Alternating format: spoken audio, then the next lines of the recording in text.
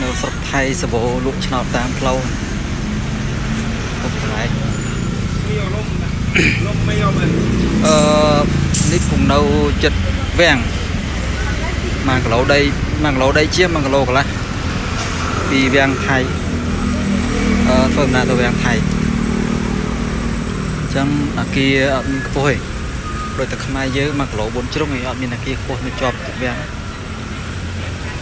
អញ្ចឹងវាទៀតទេដូចជា2 គីឡូដីជាងឯងវិញវាំងគឺគេឲ្យធ្វើខ្ពស់ហើយសបោឆ្នោតអីនេះសបោឆ្នោតនឹងលក់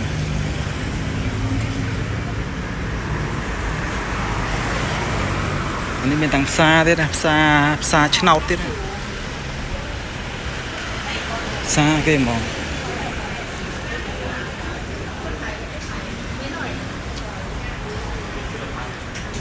មានផ្សារឆ្នោតនេះសិតឆ្នោតសតលក់ឆ្នោតហើយហ្នឹងហើយនេះផ្សារទៀតផ្សារឆ្នោតហ្មងនឹងលេងយ៉ាងម៉េចអីមិនអាហ្នឹងទិញយ៉ាងម៉េចឆ្នោតយ៉ាងម៉េច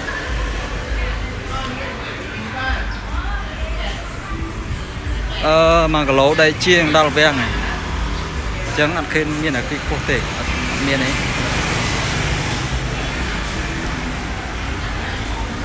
ដល់ចេញពីវាំង2 គីឡូ 3 គីឡូដីមិនអោយមានអាគារខ្ពស់ទេ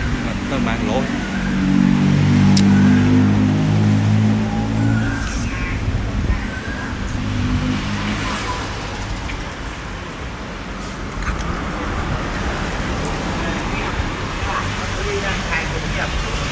អីស្រុកគេវាស្អាតមានផ្លូវដើរផ្លូវអីស្រួលបួលផ្លូវឡានទៅម៉ូតូអីទៅអាផ្លូវដើរយើងផ្សេងមានទៅ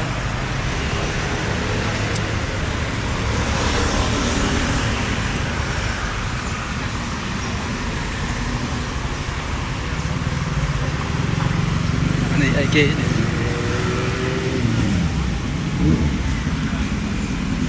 គេរបៀបខុសពីម៉ូដរបស់ខ្មែរយើងតិចតែគេតបលើsoft house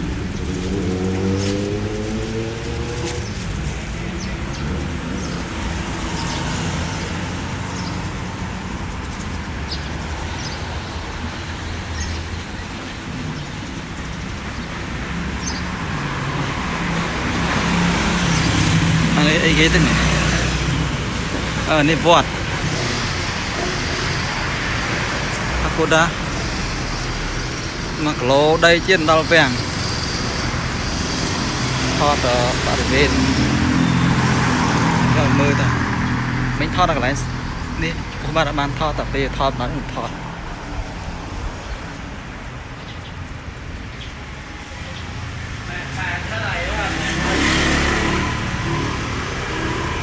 ថ្ងៃនេះទៅវាំង School Zone សូត្រโรงเรียนภาษาไทยไม่รู้เรื่องไม่รู้เลยគេស្អាតទៅហើយមានផ្លូវមានអីដើរផ្លូវដើរសម្រាប់នៅដើរហើយវាស្រួលលោកនេះសបោជនបរទេសកន្លែងគាត់នៅសិតបរទេសសុទ្ធមកផ្សារវានៅចិត្តកន្លែងទេសចរ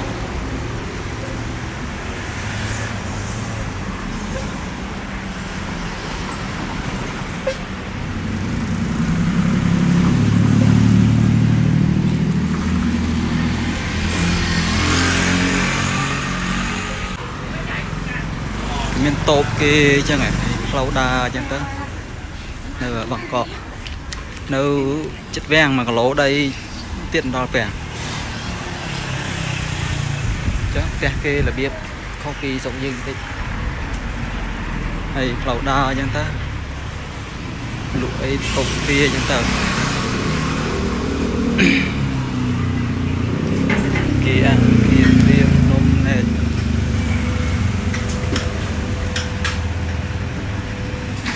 ส่งสาวมงจ้า